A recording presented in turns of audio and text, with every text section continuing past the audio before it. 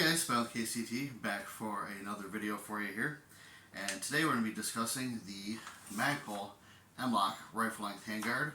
It's a handguard design that's been around on the market for quite some time, and well, it's got some pros and it's got some cons, so we'll take a look at both of those today. In the comments below, comment your favorite rail system or two-piece drop-in handguard and what you like about it. So, before we go to the tabletop with this, let's go ahead and talk about the gun itself real quick. And, of course, we are nice and clear there.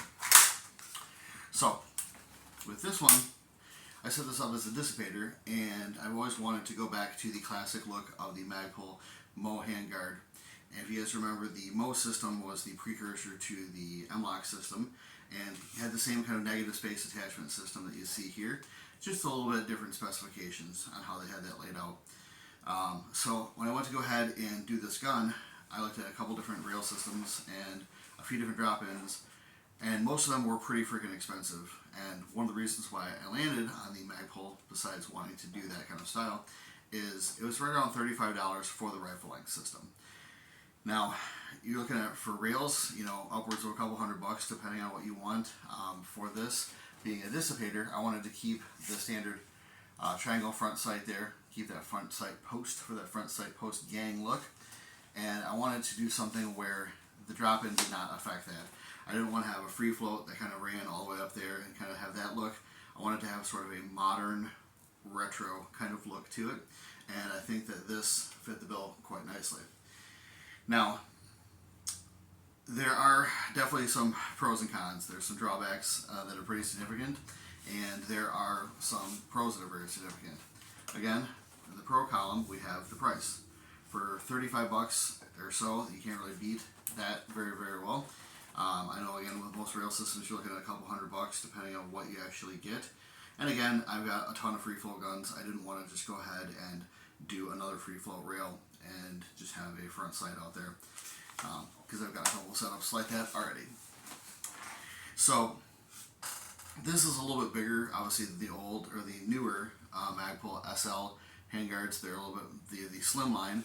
They're not that much slimmer than this, although this is, as you can probably see there, a pretty big, pretty chunky front end. As far as getting your hand around it, I do have smaller size hands, but you know, just like everything else I grab, I can't get my whole hand around it. My fingers are too short. It's too girthy for me. So,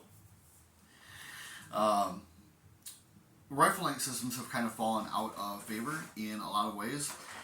We've kind of gone more towards the shorter guns recently. Now, if you go back to like 2010, something like that, you are dealing with a lot more the rifle length guns, the 20-inch guns, 18-inch guns, things like that. Dissipators, they weren't still super common just because they hadn't really gotten around to fixing the gas port issue with them. In this case, this is a Mlok dissipator, and so it does have a gas block right around here, and then this is just a phony up front, just for the front sight.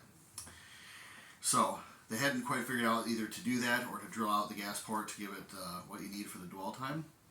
And so dissipators weren't super common. So you most normally saw this on a rifle length gun. So you're looking at a 20-inch gun with this handguard. So what do I think as far as the pros and cons, and we'll go ahead and take that to the table there. Again, the pro being the price. One of the big cons, though, is the way that the Mlok slots are laid out. Now, this is based off of the old Mo system, or MOE, depending on how you want to say it. I would just call it Mo because I don't care. And it is designed so that you have your 3 Mlok slots on either side there. So you can see these ones are taken up with some equipment. And then on the bottom, you have full-length Mlok slots the way there. However, on the top, you really have venting. So these are not actual usable slots. You cannot actually get a piece of Mlok in there to go ahead and mount something to the 12 o'clock position. So you really kind of have it at the 3 and the 9 and the 6, although these are interesting because they're not quite aligned vertically 100%, if that makes sense. So if you look at it very closely, you can see that it has at a sight angle, almost like a FAL handguard, kind of like slopes inwards.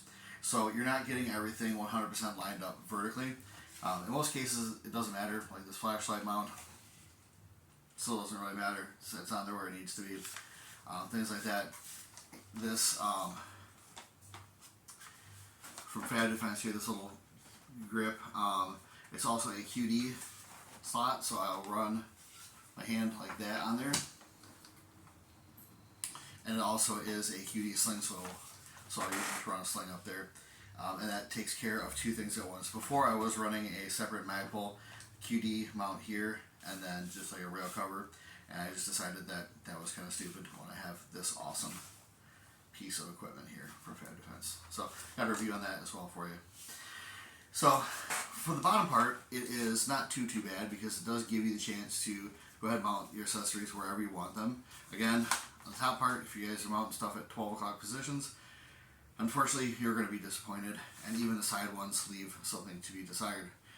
Now, I think one of the biggest problems is that this was designed in a much older era. I mean, this was designed in the time of like the Mo carbine handguards, and so you're only looking at needing the 3 slots that are on this because that's really all that you have for the carbine. So again, this is an 11-inch system here. The carbine mid-length is 9, and then a carbine is 7. So you're losing, the 4 inches, which is roughly 4 inches. That right here is kind of deleted, and so on the old Mo handguards, you're only dealing with needing those first 3 slots. While on this, there's nothing back here on either side. Now, why is that a big issue? Surely you're not wanting your lights, lasers, and all sorts of shit there. And yes, I understand, it is a plastic handguard that does have a little bit of play in it. You probably should be mounting your lasers on there, but if you're putting a $35 handguard on your gun, you're probably not lasering out too much. Just a thought. Well, what sucks is that you can't run a QD back here or any other sling mount. Typically, I do like to run my slings further back here so that they're out of the way of my hand and all the other crap that's going on up front. And it makes it easier for reloads and stuff like that, that I'm not coming back and getting wrapped up with the sling that's up here. It's already back here. So, much easier to go ahead and get to that magazine versus having all the sling and shit up here. So, I really wish that they would go ahead and put like an Mlok slot on either side. Just doing like one here and one here will be perfect. That way you go ahead and throw in your QD or whatever else that you want to do, and have that set up so that you can run your sling back there. Yes, I know that I could just go through and drill holes and mount something on there. I know that. I just kind of wanted to keep this thing pristine and really talk about it the way that they built it. Now, one thing people ask, and we'll take another look when we get to the tabletop, is what this is. Specifically, these little cuts here. That is so that if you have an optic that runs out over, you are not catching the handguard and it's not stopping you from mounting anything. So if you have like a longer optics base that comes out over, you don't have to worry about this handguard blocking you from being able to mount that, which I thought was kind of cool. And they have a little R there, and that is for the rifle length handguard. So it's a pain in the ass to get on. This was a very, very tight delta ring, and so every time I put this on or take this off, it is an absolute war crime to do, which, it is what it is, but it is a very, very, very big pain to put on there, and sometimes it takes 2 people, just to be honest with you. It does have a heat shield. You do have a heat shield on the bottom here. I'm not going to go ahead and take this off because, number one, it's a heat shield and a plastic handguard. If you don't know what that looks like, God bless your soul. If you do know what it looks like, you definitely don't need to see me take this thing apart. There is no heat shield up at the top, so there's just venting out there, and in fact you can actually see the heat shield. It's just that black spot in there. That's actually just the black heat shield they put in there. The heat shield is pretty nice because it does wrap around almost to the entire end here on the sides and just allow it venting out the top. So it does keep things relatively cool when you're firing, but it's still a plastic handguard at the end of the day. It's not going to be like having a nice big chunky rail with rail guards and stuff like that that you can use to mitigate heat. The other thing that I don't like about it is that these slots, will not take the Magpul, their own Mlok rail covers. They'll take the little rubber ones that they make, but not the actual, like, the polymer ones. Okay, here we are on the tabletop here. And go ahead and take a look at this, just a little bit more detail. So you can see full length Mlok on the bottom there. And they even have a little kind of a little half slot here. So that this actual back slot is still usable here. These are the screws that hold in the heat shield. And another one up there. And so again, the heat shield does wrap around basically up to here, which is really, really nice because it does keep your hands a little bit cooler as you're using a plastic handguard. Again, there's only the rails here on the rail slots on either side. So in this case, went ahead and installed a flashlight. So this is just a Surefire. It is an old school, G2 Nitrolon, and does have an upgraded head, which is kind of nice. And went ahead and threw on the Fab Defense little thumb brake grip there, and used the mount there for the QD. So it does keep everything nice and compact there up front, so that I don't have to worry about using all the different rail slots here for everything. And I'm able to still continue to use that kind of thumb over bore grip, which I will typically use when holding this type of rifle. If I want to go ahead and activate the light, just bring my thumb down here, activate it there. Other than that, typically holding it like that.